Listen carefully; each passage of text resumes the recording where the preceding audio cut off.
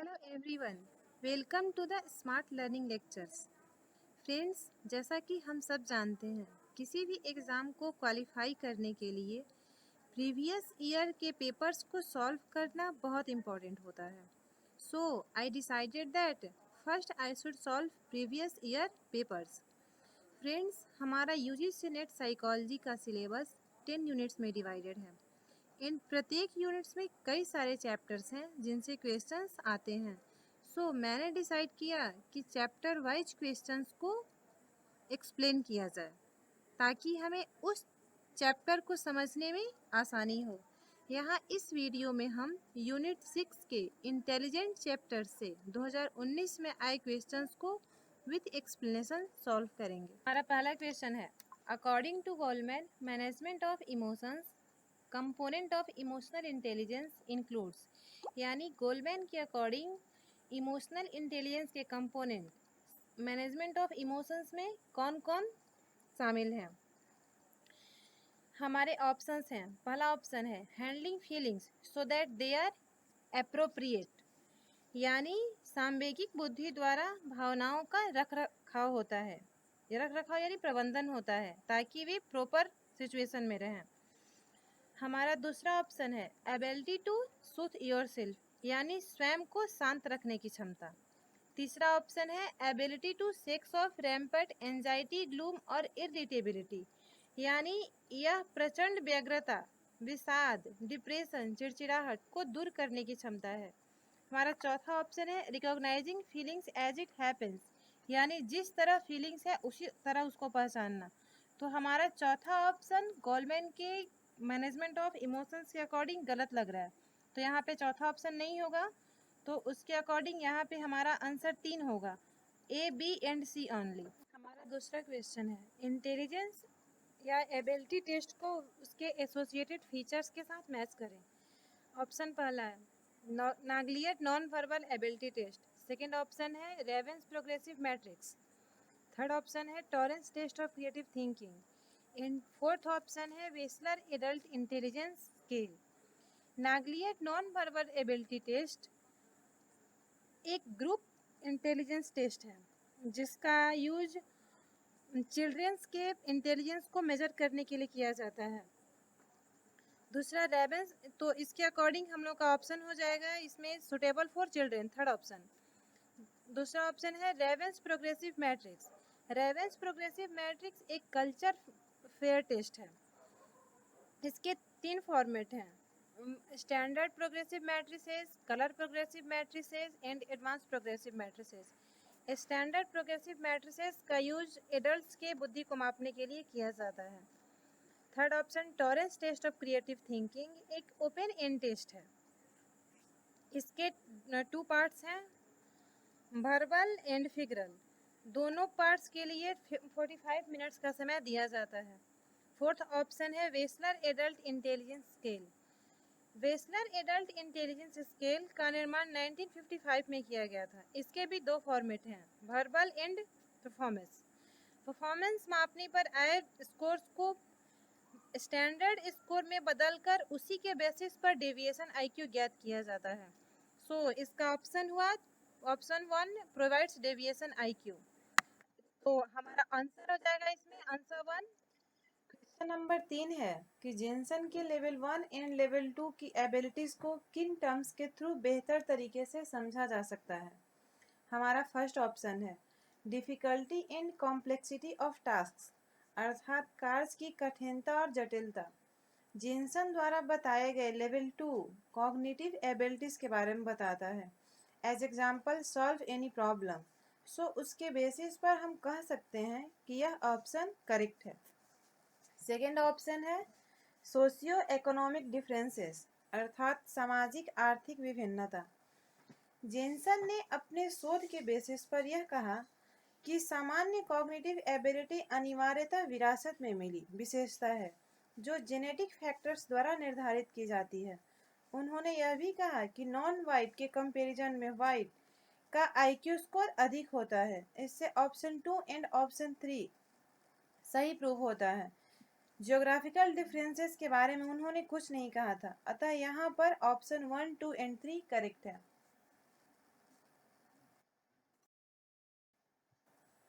Question number 4 है, beneath ने अपने फर्स्ट आईक्यू टेस्ट को किन अभिधारणाओं के बेसिस पर डेवलप किया था?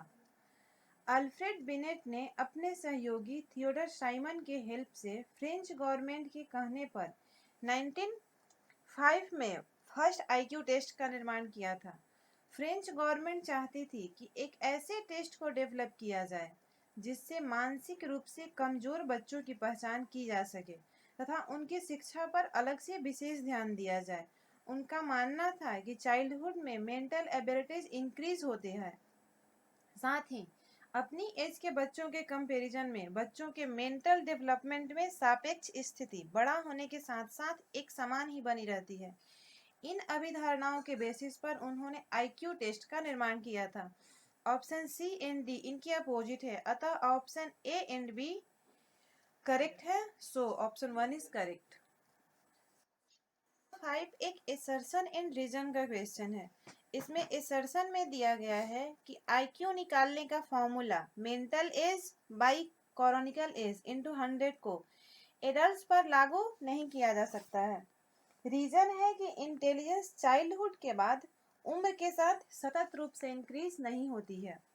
यहाँ एसर्शन एंड रीजन दोनों करेक्ट है।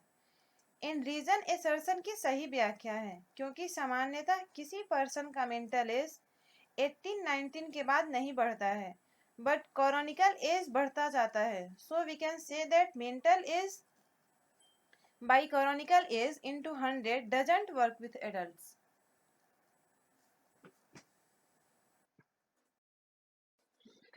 नंबर 6 में लिस्ट 1 को लिस्ट 2 से मैच करना है। लिस्ट 1 में साइकोलॉजिस्ट के नाम है एंड लिस्ट 2 में डेफिनेशंस हैं। यहाँ पर कोई भी डेफिनेशंस डायरेक्ट नहीं दिया गया है। Option A beneath and Simon जिन्होंने अपने पहले आईक्यू टेस्ट का निर्माण किया था, वे इंटेलिजेंस को कई तरह की एबिलिटीज का कॉम्बिनेशन मानते थे जिसमें judging, understanding and reasoning abilities include है। So option 2 is correct match. Option B Terman. Terman ने इंटेलिजेंस को अब्स्ट्रैक्ट थिंकिंग कैपेबिलिटी कहा था। अब्स्ट्रैक्ट थिंकिंग के अंतर्गत कॉन्सेप्ट्स बनाना और उनके महत्व को अपनाने की योग्यता शामिल है। सो लिस्ट 2 से option 3 is correct. Option C Thorndike intelligence को बहुत ही छोटे छोटे तत्वों का या कारकों का संयोजन मानते थे। इस क्वेश्चन में वे बुद्धि को ट्रूथ या फैक्ट के पर्सपेक्टिव में गुड रिस्पॉन्स की एबिलिटी मानते थे। So option 1 is correct match. Last option D Eysenck M W intelligence को बायोलॉजिकल व्यू से देखते थे। उनका मानना था कि ब्रेन के पार्ट कॉर्टेक्स द्वारा इंफॉर्मेशन के एरर फ्री ट्रांसमिशन होता है। So option 4 is correct match है। And according to option 3 is the correct answer of this question. Question number 7 में लिस्ट 1 में कॉन्सेप्ट्स दिए गए हैं जिन्हें उनके करेक्ट डिस्क्रिप्शन के साथ मैच करना है। फर्स्ट ऑप्शन है नेचुरलिस्टिक इंटेलिजेंस अर्थात प्राकृतिक बुद्धि। प्राकृतिक बुद्धि गार्डेनर के थ्योरी ऑफ मल्टीपल इंटेलिजेंस में बताए गए 10 प्रकार के इंटेलिजेंस में एक प्रकार का इंटेलिजेंस है, जिससे तात्पर्य प्रकृति में निहित स्वाभाविक पैटर्न को पहचानने की एबिलिटी है। इस प्रकार की ability farmer, archaeologist, biologist, botanist में अधिक होती है। सो लिस्ट 2 से ऑप्शन 1 करेक्ट मैच है। ऑप्शन बी है कॉग्निटिव प्रोसेसिंग स्पीड, जो एक आसान तथा अधिक सीखे गए कॉग्निटिव टास्क के निष्पादन की योग्यता को मापती है। So correct option is 2। Option C है मेटा कंपोनेंट्स या स्टर्नबर्ग के बुद्धि के त्रितंत्र सिद्धांत का एक प्रकार है।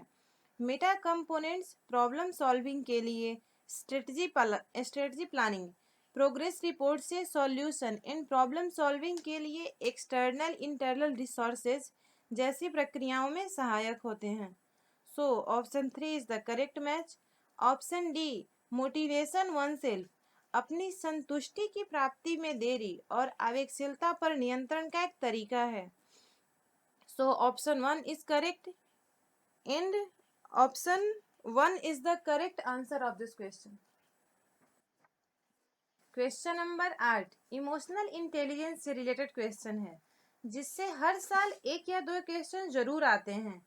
इस क्वेश्चन में पूछा गया है कि मायर सैलोवे कारुसो इमोशनल इंटेलिजेंस टेस्ट निम्नलिखित में से किसका मापन करता है।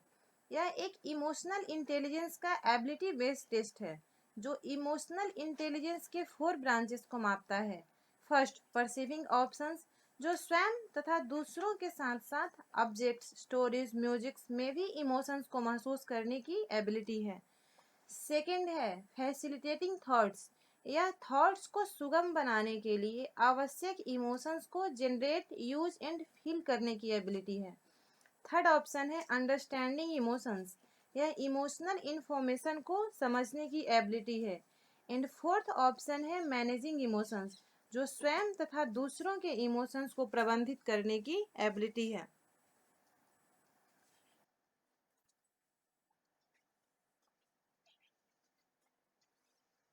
तो option A, B and C are correct and